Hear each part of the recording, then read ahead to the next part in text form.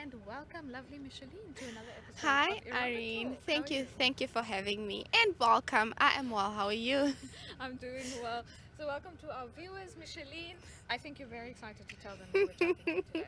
Yes, so we'll be speaking to Richard Kohler, who is kayaking all the way from South Africa to Brazil. But we were fortunate enough. Okay, it was unfortunate for him, but we were fortunate enough to speak to him because he just had a stop here in Namibia. So we were fortunate enough to speak to him and ask him why he's doing this and for which initiative he's doing this. So I think it's really a great initiative that he's doing. Yes, what else can we expect from the show? So today, as always, we bring you the news, we bring you the weather and tides, we bring you the front pages of the daily newspapers and different media holdings, we bring the sport news. It's a lot of fun here on Erongo Talk. Yes. So Micheline, what's our calendar day for today? So our calendar day is Old Rock Day, but before we dive right into it, we'll be also speaking to Aquila Claasen, who is the winner of Voice of Namibia Kidz. So Aquila is going to deliver something amazing. But as always, I don't want to let the cat out of the bag. So yeah, back to the calendar day. I wonder what it is. Old Rock Day. Old rock. Is it like a rock? Like I'm gonna throw you with a rock? Don't throw people with rocks, please. That's weird. Or is it like old rock, like rock genre, band, like rock music? You know, old rock, like rock from the olden days, Queen things. Yeah. So if you want to find out, stay tuned. We'll be right back.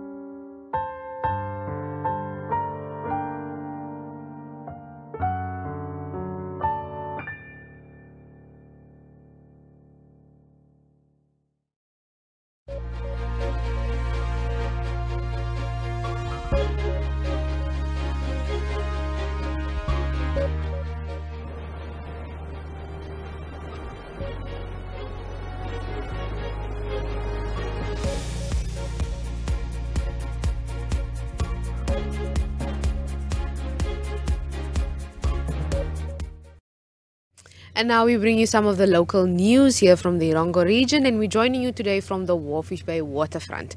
Now, there were more locals on holiday at the coast. Now, there were many more Namibians enjoying their festive season at the coast than foreigners, according to several business people and institutions to whom Erongo 24/7 spoke in the first week of 2022.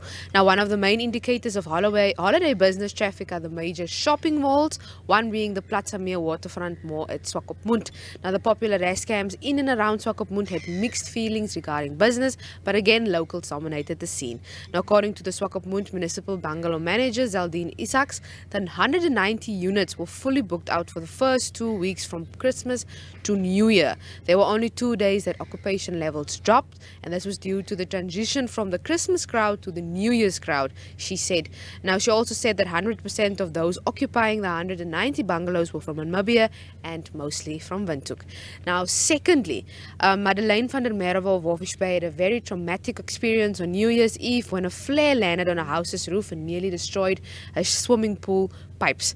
Now, I was in the backyard when I saw the flare landing on my roof. I'm a widow who lives alone and went into total panic. My immediate thoughts were that my entire house is going to burn down, she said. Now, the Walfish Bay-based police and neighborhood watch group stated they did not attend any fireworks incidents over the New Year's days and the festive season in general. Now, fireworks were however set off and heard across the harbour town. Now, permission had been granted for a controlled fireworks display facilitated by fireworks, pyrotechnician and security officials on behalf of tuna core fisheries at Independence Beach on New Year's Eve. Now, and finally, the local resorts experienced more bookings this festive season compared to the previous years. This is according to Florentia Mutrifa, the head of resorts at the Walfish Bay municipality. Now, she said that all our resorts had above average occupancy rates, explaining that the Langstrand campsite was the busiest, followed by the Esplanade bungalows and Dolphin Park with an occupancy rate of about 80%. Now, according to her, many South Africans and some Chinese made use of the campsite. The visitors consisted mostly of local families who wanted to enjoy the laid-back atmosphere of the Esplanade Park. Now, she said that most of the visitors already checked out after the New Year's weekend, with only a few that are still staying this week. But this is only up until this weekend. You can see it's slowly diminishing because the schools are starting on Monday. Now, Mutrifa said that she was surprised with the generally good behavior of the public over the festive season. She said it was not as messy, and over the Christmas weekend they also had a cleanup with the help of Coca-Cola. Now, furthermore, the majority of the visitors making use of the Dolphin Park's bungalows were from Windhoek and Oshakati. Now, due to the prolonged maintenance of the swimming pool, they are still closed at Dolphin Park. But she said that they are hoping that by the middle of this year, they can reopen again and we can enjoy some of that swimming pool and slide action. But please head on over to our website, that is www.erongo.com.na. That is www.erongo.com.na. to read more on this and what is happening here in our lovely Erongo region.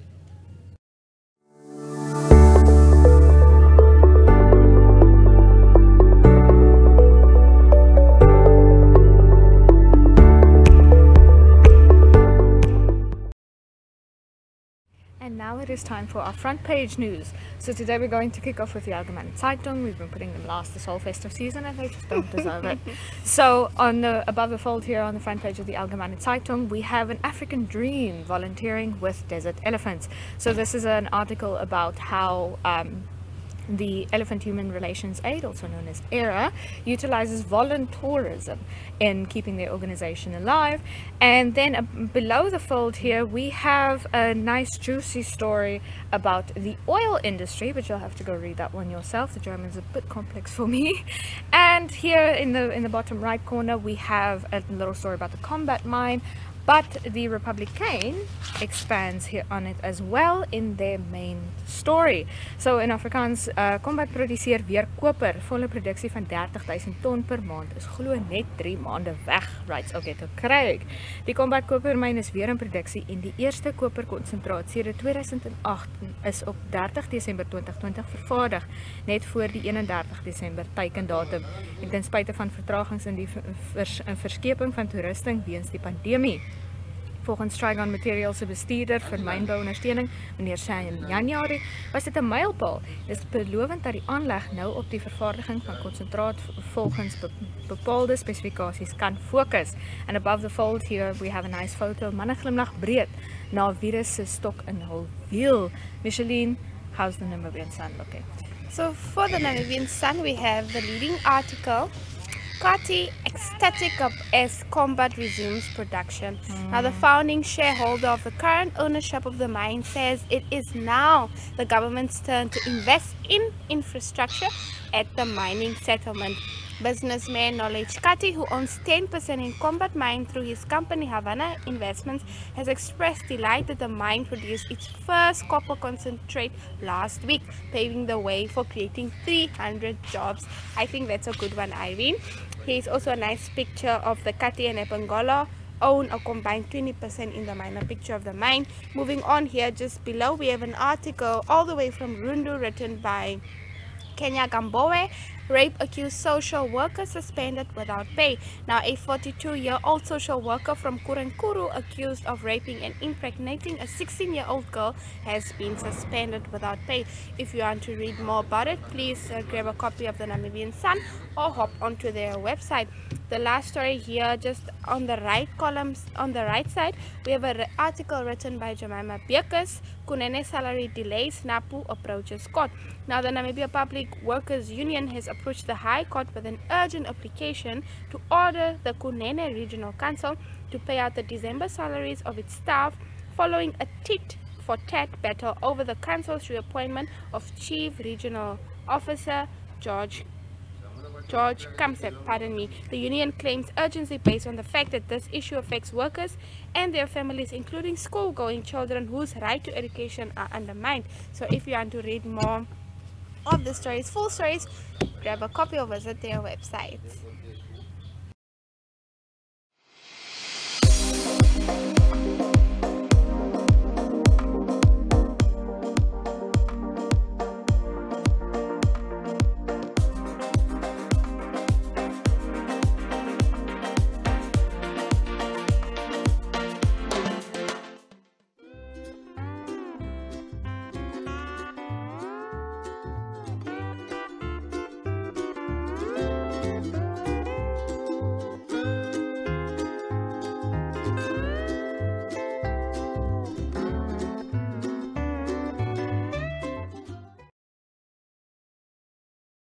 Now with me is Richard Kohler. Now he calls himself adventurer. Everyone calls him an adventurer. But you are on a epic adventure from South Africa all the way to Brazil. That's the plan, yes. That's the plan. That's But the plan. please tell us about the plan. What is the plan? The plan keeps changing, so I'm not sure exactly where we are with the plan. But plan A, as it was to paddle my surf ski, a modified surf ski, from Cape Town to Salvador in Brazil, which is about 7,000 kilometers on my own and without any support boat. Phew. Now this modified ski boat, Yes. tell us a bit about it, because I just saw this contraption and It's did you modify it yourself? It's a wonderful contraption. No, it's a once-off purpose-built craft. It's 8 meters long. It's just less than a meter wide, so it's about as wide as this table. Yes. And it's got a cabin in the front that I can crawl into and lie down and sleep. I've got my seating position where I can actually paddle. So let's not get confused from a rowing boat where you go backwards. This is kayak paddling facing forward. I've got a double bladed paddle and I paddle like that going forward. Sure. Now why are you doing this, Richard? It's a very good question. Everyone asks that and I throw back, why not? Yeah. But I love the ocean. I spent my whole life on the ocean and I've never done an ocean crossing on my own. I've crossed the ocean to Brazil 7 times before, so it's not new to me. And that was when I was sailing. And now I took up the sport of kayaking, paddling, and that desire to go across the ocean on my own is still there. So I thought, why not try and do it on a kayak? And yeah, not many people have done that. No, but you're also doing some fundraising. Absolutely. So the whole cause, the whole charity behind this is Operation Smile South Africa. And they do corrective surgery on children born with cleft lips and palates. And the work that they do is phenomenal. It's like 45-minute surgery. Wow. They just change a child's life. Yeah. When they're born, they can't suckle. They have so many social problems as well. And that's all corrected in 45 minutes. Sure. Sure, there's ongoing help that needs afterwards, but yeah, it's as quick as that. But is this particular project close to your heart for some reason, or? I've done a number of projects, and the first project I did was for Operation Smiles, and just being involved with them for so long, I've fallen in love with what they do, and that's part of my passion now, is to help them and raise awareness. Awesome. Now the thing is, the trip to Walvish Bay was unplanned. Yes, it was very unplanned. What happened? So things, when you're on the ocean on your own, I need to make water. And to make water I need electricity to run the water maker. And to make electricity, obviously we use solar while we're out there. And what happened was my main solar panels stopped charging the battery. And that's a sort of a showstopper. So if I don't have power, I don't have water. So I was actually quite lucky that I was close enough to be able to get to Walvis Bay. Yes. And I had to start using my emergency water to get here because I couldn't run the water maker. So I got here with a couple of liters of water to spare. So yeah, it was very fortunate that Walvis Bay is where it is. Or I was where I was. How are you enjoying Walvis Bay? I'm loving it. Yeah? It really has been amazing. The people here have been so friendly and so helpful. I'm overwhelmed. That's been fantastic. Now, how long does a trip like this take, Richard? So I plan to do about 100 kilometers a day, 7,000 kilometers. So that puts around 70 days on the ocean. But the first 2 weeks while I've been out there, I've discovered I can go a little bit further than 100 k's a day. So I'm hoping it's going to be a bit less than 70 and closer to 60 days. Wow. Now, how does your day on the ocean look like? When you get up, when you sleep, how does it look like? To other people, it probably look quite lonely, but I've got no problem with being on my own. The day, it's fairly typical to a normal life on land. You try and get your sleep at night, that's when we're used to sleeping, and then during the day I take shifts, and depending on how I feel of paddling, so I might paddle for 2 hours or 1 hour and take a rest, make breakfast. You have food on the... Yes, so all my food on board is freeze-dried food, so basically I just add boiling water to it and I have a meal. Oh, wow. And that's where the water maker comes in. I need the water to make the food, and that's sort of a catch-22. And then yeah, you just paddle. There's not much else to do besides paddle, sleep and eat, and then repeat. And the conditions on the ocean? So I've had pretty tough conditions, especially now when I had to change direction, come back to Walvis Bay. Yes. I had to go across the southerly winds, and that's very, very challenging on a kayak. Yeah, I can imagine. The kayak goes very well downwind with the winds and with the swells. So the last 7 days were pretty full on and hectic. But yeah, you've got it. Basically, it was a self-rescue, and there's no one else going to come out and fetch me. Well, I don't want anyone to be put in that situation. Yes. So make sure that you get here, and I did, thankfully. Wow. Now, how do you stay in contact with your people, or how does it work? You just sail and hope you get to the next place? The kayak itself is very, very the kayak is very sophisticated. It's got a lot of electronics. It's got fantastic satellite communications on board. So it's pretty much like I've got Wi-Fi on board. I can send a WhatsApp message. I can send pictures and videos back for social media and that. Blog, yeah, you do blog as well. That's right, yeah. And then I spend a lot of the time when I'm not paddling. I can do my blog and do a story of what's happening, what I'm thinking, and what's going on around me in the sea life. Sure. Now, what are some of the challenges aside from the weather that you've experienced before being in the ocean? It's looking after your body, because your body is your engine, and it's looking after your hands and your bottom. I'm spending most of my time sitting my bottom, so the salt water is very corrosive even to the human body, and you can develop salt sores and which develop further into ulcers and can be debilitating. You can't even sit. So my whole aim is to avoid salt sores. So it's using a lot of, funny enough, baby creams on that on your bottom and your hands. I wear gloves when I paddle, and then obviously the sun, just to try and keep them. Sea life? And that's why this grows. Sea life, yeah, it's had some wonderful sea life. Whales, seals, sunfish, and birds mostly. I haven't seen any dolphins yet, which has been quite unusual. Yeah, no dolphins. Okay, maybe they're somewhere here. No, I think they're waiting for me to leave Walvis Bay. They'll come visit. When are you leaving Walvis Bay? That's a very, very good question. So I have quite a few. Now that I'm at shore, I can repair all the bits that I was making do with out there. Now I can do proper repair on those. So the decision has been to take the boat back to the builder in Cape Town to do some repairs and modifications and get a ship shape again. And then as soon as that's done, I can bring her back up to Walvis Bay and continue. Okay, so it's going to be like an extended vacation here. Well, if you want to say that, yeah. I'm not looking at it as that. I'd really like to work as hard and as fast as possible to get back on track. Also, you know, I've got my real life to get back to sometime, so I can't. What is your real life? Spend too much time. My real life is I run a kayak shop, so I sell kayaks and teach people how to kayak all day. So I'm immersed in the whole kayak world, and I organize surf ski races and kayak races.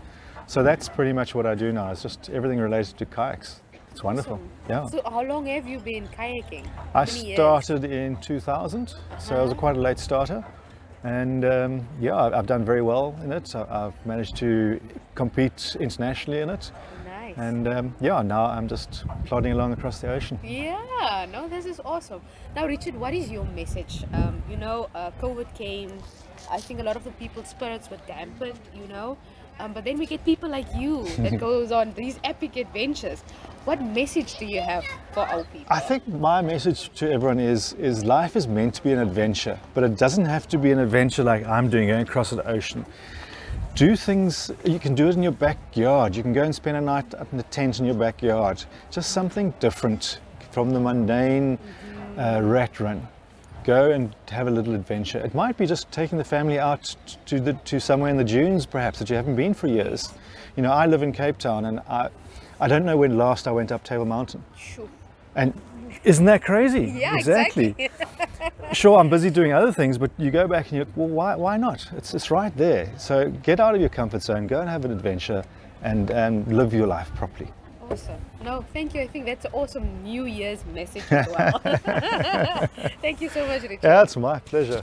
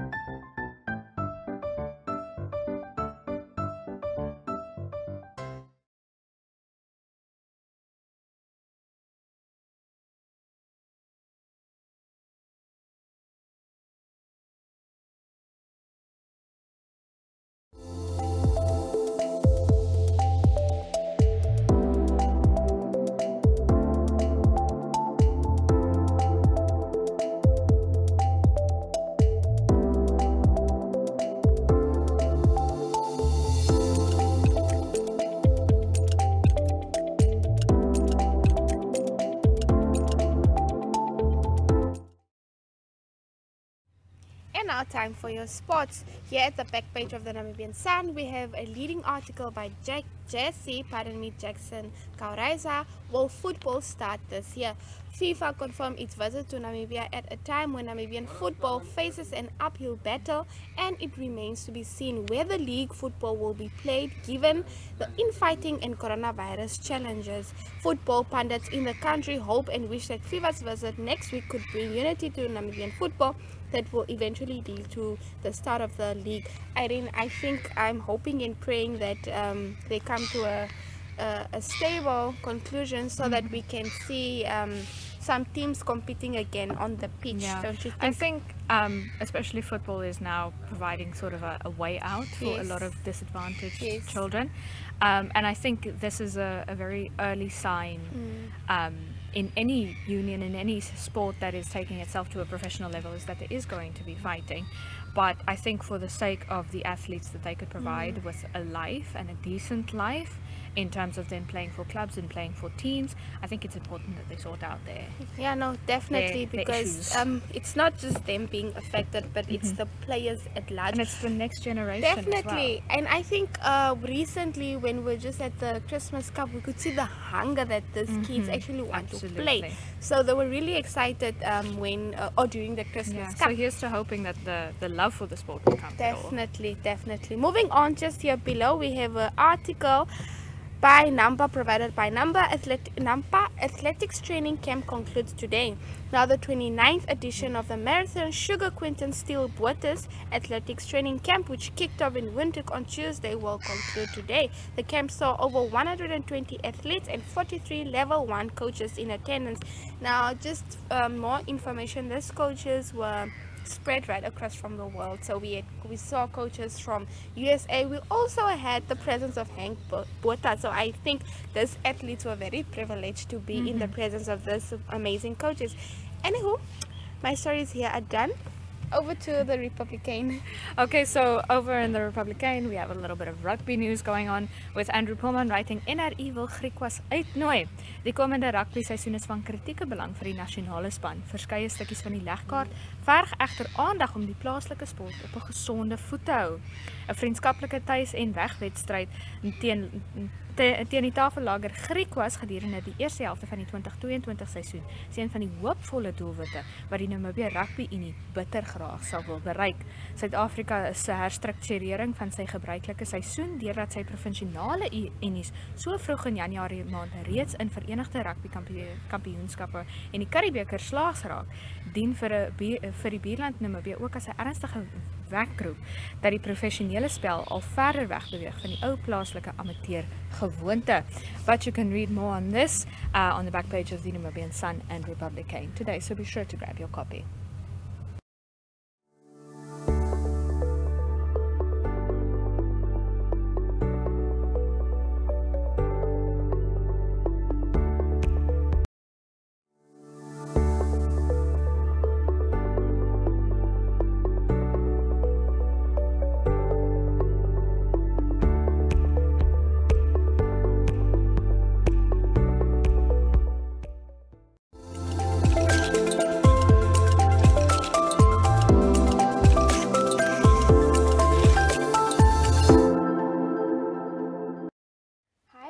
I am joined by Aquila Claasen, who is the Voice Namibia Kidz edition winner. Aquila, how are you? I'm fine, thank you. And you? I'm good. Aquila, so tell me, take us through this journey of you singing. When did you come about your love for music? When did you realize that, wow, I can actually sing? Well, at first I was just a bedroom singer. Okay. Then my mom said I should start joining like competing in competitions and stuff. So at first I was shy, but then I realized that I have a voice and that you can sing. So how old were you that time? 7. 7. Yeah. And ever since then you started taking baby steps to compete in singing competitions? No, like this is my first competition ever. Oh, okay. Yeah. All right. So the competition was in Windhoek, right? Yeah. How did you come about, or where did you find out about the Voice of Namibia? Well, my cousin Phoebe's mother told me about the competition, and my sister asked me to join, so I joined. Okay, and take us through the process, the application, the registering process. You are here based in Swakopmund and you have to go all the way down to Windhoek. How was that, you knowing that you have to compete against people, compete against your competitors, I must say. So how many were you guys? Were there like different stages in the competition? Well, I don't really know how many we were, but I think we were 20. Okay. Yeah, and so they disqualified people, I think 14, and then we were only 10 left. Yes. And so after we were selected, the 10 people, we went to Windhoek to start with the competition. The competition. Yeah. So how long was the competition? Was it a one day competition where you were just doing back-to-back sing, or where you guys were singing back-to-back? It was a one-time thing. Okay, so when you got into the car, got into your transport from Swakop to Windhoek, what was going through your mind? Were you positive that you will win, or how were you feeling? And how did you feel that when your name was called? I was excited at first. First, I was nervous because I didn't really expect them to choose me as the winner. Yeah, I was nervous and excited. At first, we had to perform as a group act, okay, to open up for the adults. So the first time being on stage, I was nervous. I was excited as well, but yeah, first time we were nervous. We did have some troubles to start with opening the night. Okay.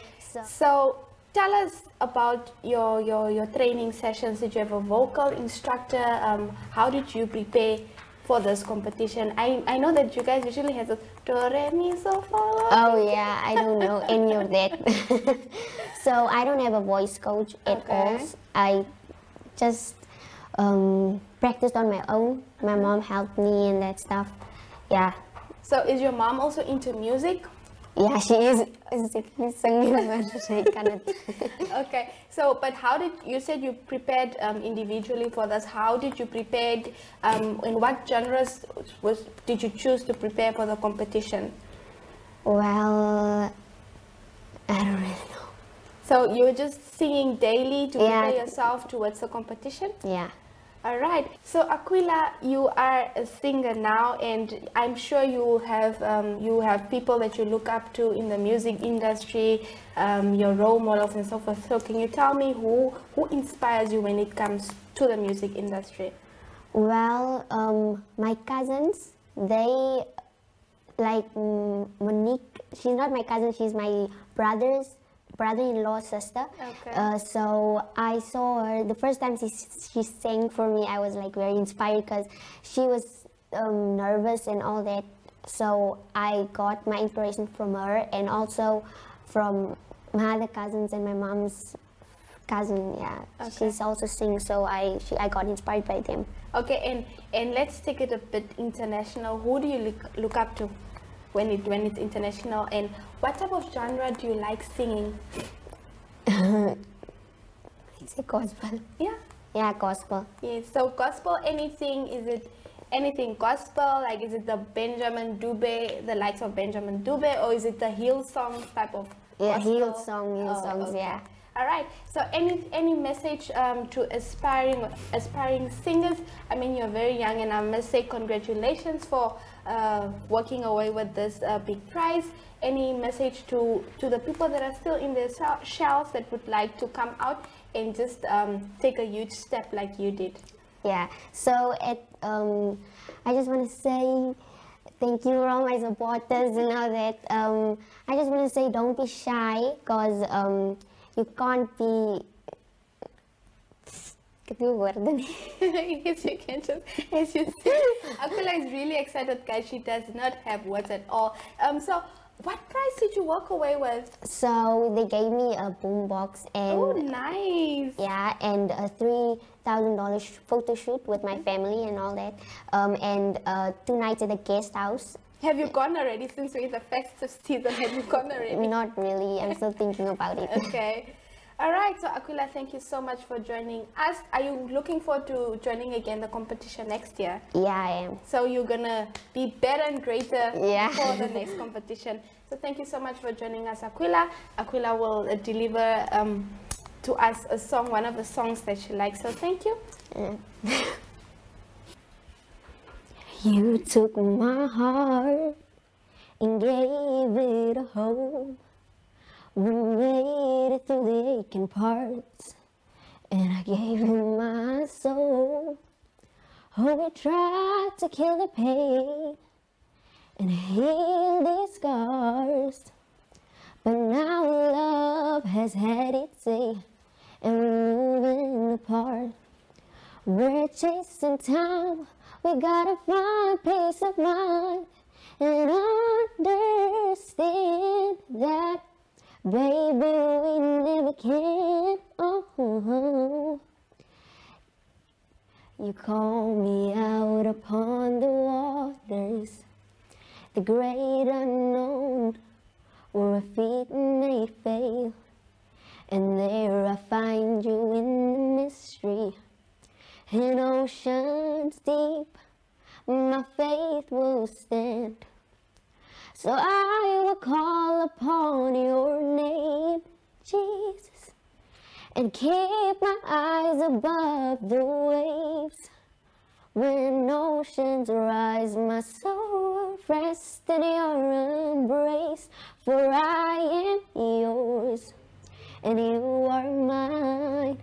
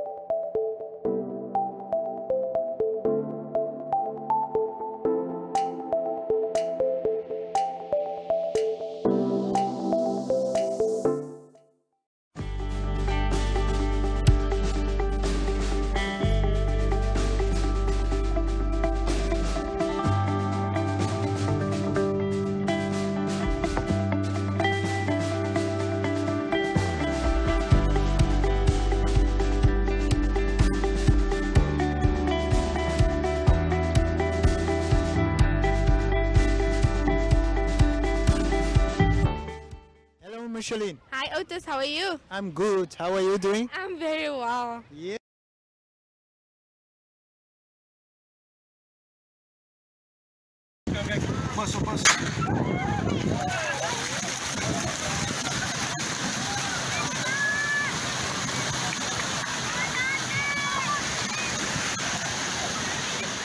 Quite a significant stretch of open space opened up by the leader or the leaders at this point in time. And this footage is brought to you by Namibia Media Holdings, courtesy of our Erongo Talk show. Enjoy it with us. Brilliant stuff. Here they come. Here they come. You can see the water splashing of the water as they are racing towards the finishing line. They've been swimming now for about 20 minutes to the point. So at this point of the war or the fight, we can say Philip Seidler's record is still intact and will remain so for another year. And here they come, ladies and gentlemen. Here they come. It's neck to neck. Who will it be? In the absence of Philip Seidler, we are going to crown a brand new Jetty Mile champion today. The question that begs an answer is, who will it be? Here they come. Here they come.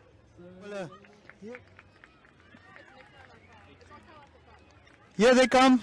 Here they come. A last dive. And the first one is out of the water. Tight stuff. Tight stuff. And the first one is out. chased by the second swimmer. In exactly 22 minutes, if we have it right, 22.5 minutes swim. And the other races are also coming in. We have our first swimmer in, our second swimmer also. Max Guest, he goes by the name of Max Guest.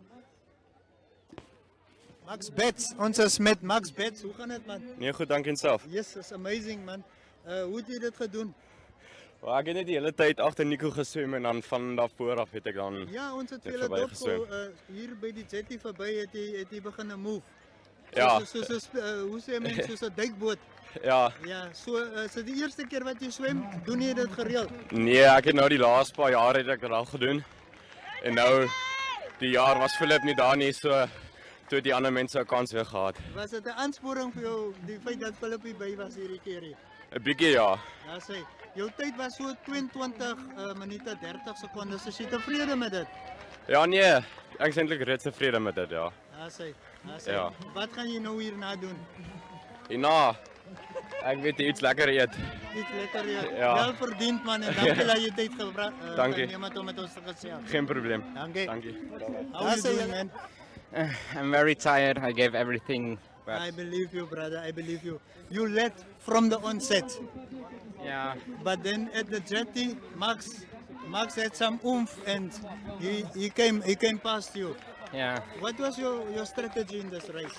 I don't know. My strategy always just to follow what I wanted to do, and it's swim the front, but I knew he was just behind me, and at the end, then he was faster. Yes. So have you swum this race before? Yes, I swam it last year. Okay, first time last year. Yes. Was the absence of Flippy any motivation? No. So what you gonna do after this? After this, I think it's worth it to celebrate something because it's still the second place. Yeah. Will you be back next year? Yes, I will. Ladies and gentlemen, our viewers out there, enjoy this extraordinary swimming feat with us. You can see exhausted competitors arriving at the finishing line after a 1.92 kilometer swim.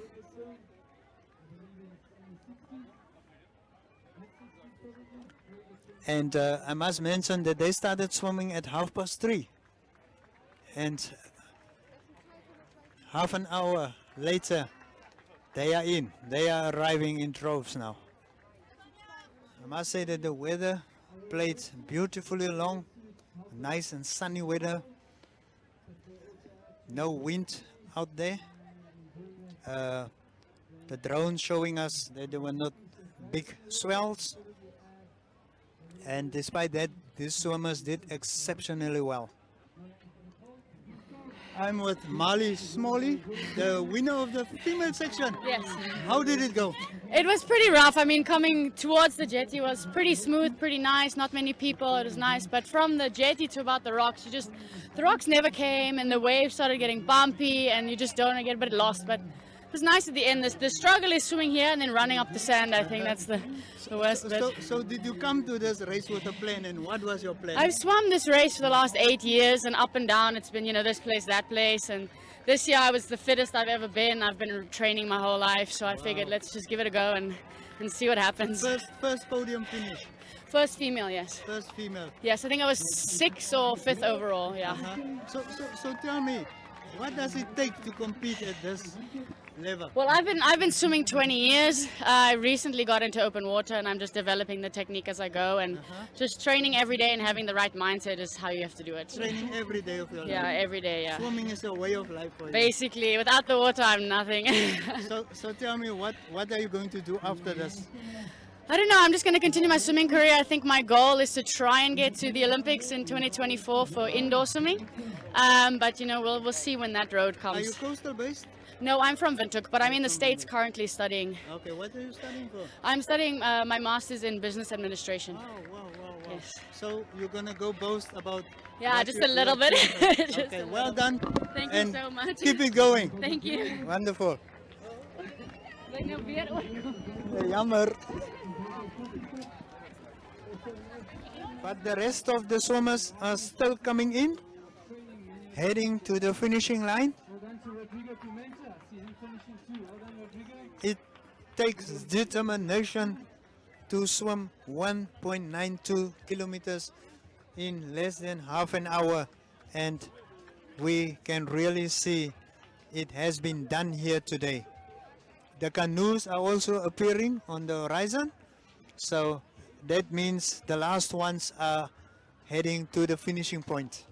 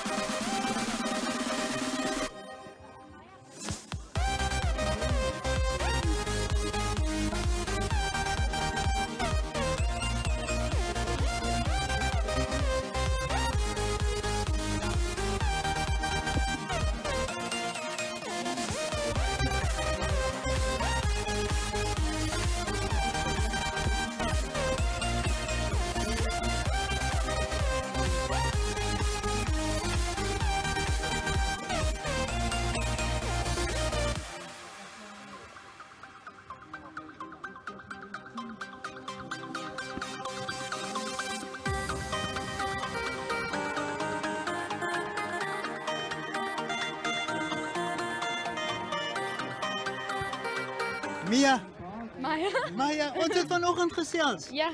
En jy het dit gedoen. Hoe voel jy? It's very tough. I feel broken, but it's nice once you've completed it. It's a good achievement. Is it worth it? It's very much worth it. Very worth it. Tell me about your race experience.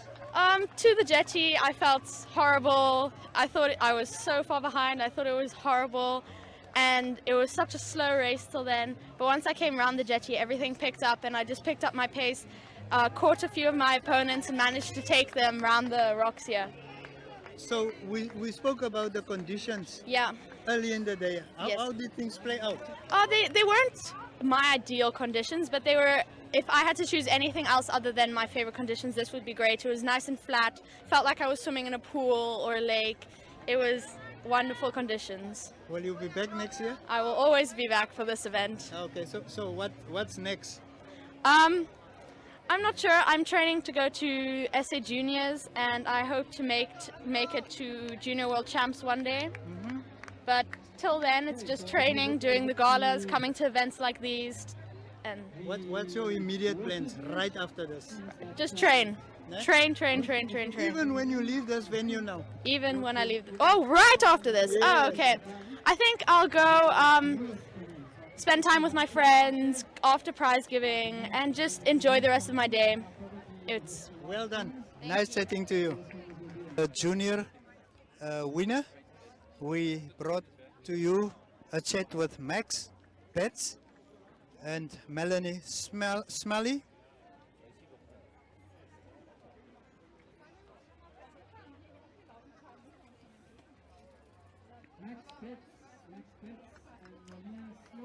Some more finishers arriving now. Can we cut? How far? How much time?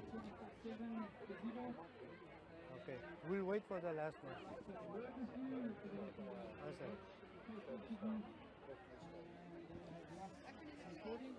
The official last swimmer, we can see he's been brought to the shore by canoes. Someone paddling, and he's coming in. This is our last competitor for the Pupkewitz Jetty Mile. It's an amazing scene here at the finishing line. You heard there were an estimated 300 competitors in this race for this year, and here he comes. Here he comes. It takes guts to do what these gentlemen have done here today. It's an open water swim, and it takes guts. Really, really a tough race. And he's heading to the shore now. This is now the last moments of the Jetty Mile. Here he comes. You can see he's visibly tired.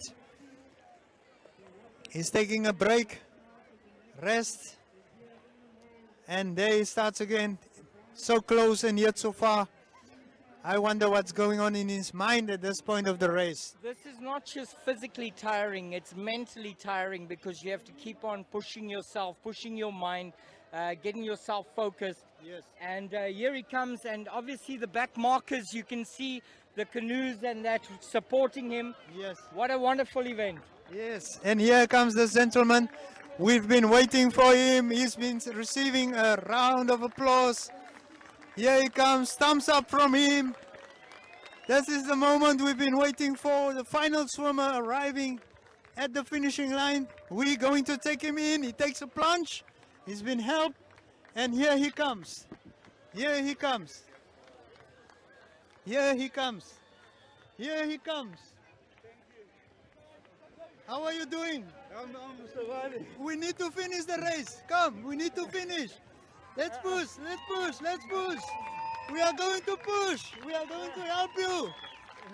And he's here, he's here, he's here. Brilliant, brilliant stuff here. And your surname? Kirkpatrick. Kirkpatrick. Yes. Are you locally based? Yes. Okay. So you live in Swakop? I live in Windhoek. In Windhoek. What made you do what you've done today? Well, I like swimming here. Wow, wow. How old are you? Or how young are you? Sorry, how young are you? 68. 68. Yeah. So why? I love the water. You love the water? Yeah. And how did this race go for you? It was okay. Did you come with a plan? I wanted to finish. You wanted to finish. Yeah. You did it. Well done. Thank you. Congratulations. Thanks, man. Will you do it again? We'll try. We'll give it a go next year. Yeah. Yes. What would your message be to the other Namibians out there? Young ones especially. Well, give it a go. Yes, yes. Thank you so much for speaking Thank you. to us. Brilliant Cool, stuff, man. sir. Yes. Thank you. And the sprint has started. The sprint event has started. And they are off. Corneille have opened a significant stretch. And by the way things are going, he might even loop some of the other swimmers. And the leader is heading to the beach. And I think the two little girls, if they push it, they might just catch Corneille. There's apparently two junior girls chasing the leader. But it's going to be another close finish. Some splashing action at the Mola, where the sprint event of the Pupkewitz Jetty Mile is about to continue. It's going to be head-to-head, another head-to-head finish for the sprinting event. They're about a couple of meters out from the shore. Any moment now, there's Corneille coming. He looks back over his shoulder. It's like he's taunting these girls, and he's out of the water, and he's heading, and the girls are chasing him. It's gonna be close. The girls are chasing him. Very close one. Corneille Leroux has been chased, and he was caught. He was caught right at the finishing line. Ladies and gentlemen, I'm joined by Jessica Humphrey and Corneille Leroux. Corneille, ladies first. Jessica, how did it feel? I felt like I was dying halfway through, but I don't know how I won this event. It's my first time swimming it as well. Wow. But I'm really proud of myself and how I trained these couple of weeks. But You literally caught Corneille at the last hurdle. I really don't know how I did that, but I put all my heart into it. Are you from Windhoek? Yes, I'm from Windhoek. So do you belong to a club on that side? Yes, I belong to Aqua Swimming Club. It's at UNA Medical Center. It's not very popular, but I feel like it's a really good club to be in. What would you like to say to Corneille? Well done, Corneille, for sticking in front, but you did really well. Corneille, what happened, man? I don't know. I was leading the whole way, and the race felt good. And then at the end on the run, Jessica beat me to it. So well done to Jessica. Gentlemen, this has been a phenomenal Pupkewitz Jetty Mile, one-of-a-kind event, and we are proud to share this journey with you, and we are proud to be able to share this amazing footage, these adrenaline pumping moments, all the way from the start up to the very end. Thank you for being with us.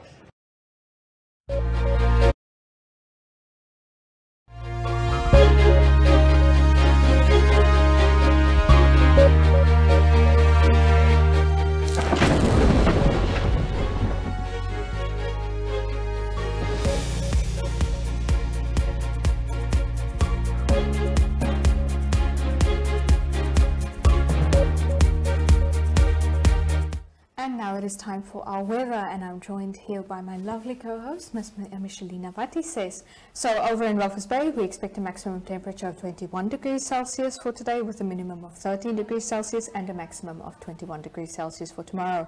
The wind is expected in a westerly direction at about 13 kilometers per hour. Sunrise for Walvis Bay was this morning at 24 minutes past 6, and the sun is expected to set at 8 minutes to 8 this evening. Your first high tide of the day was at 5 minutes to 7 this morning. Your first low tide of the day is just after lunchtime at 3 minutes past 1.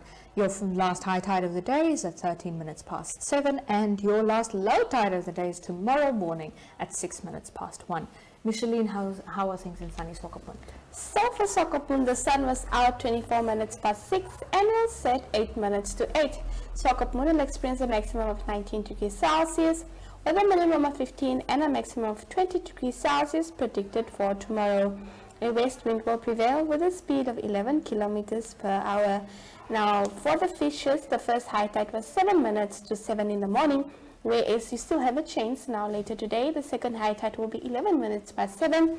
The first low tide will be just now 1 minute past 1, whereas the second one will be 4 minutes past 1 tomorrow morning, just afternoon. Irene, how does Henties Bay look like? So in the fisherman's paradise, the only thing that really matters is the tides. So your first high tide of the day was this morning at 8 minutes to 7. Your first low tide of the day is just after lunchtime, so you have to have lunch a bit early if you want to catch the fish at 1 minute past 1 this afternoon. Your last high tide of the day is at 10 minutes past 7 this evening, and your last low tide of the day is tomorrow morning at 4 minutes past 1.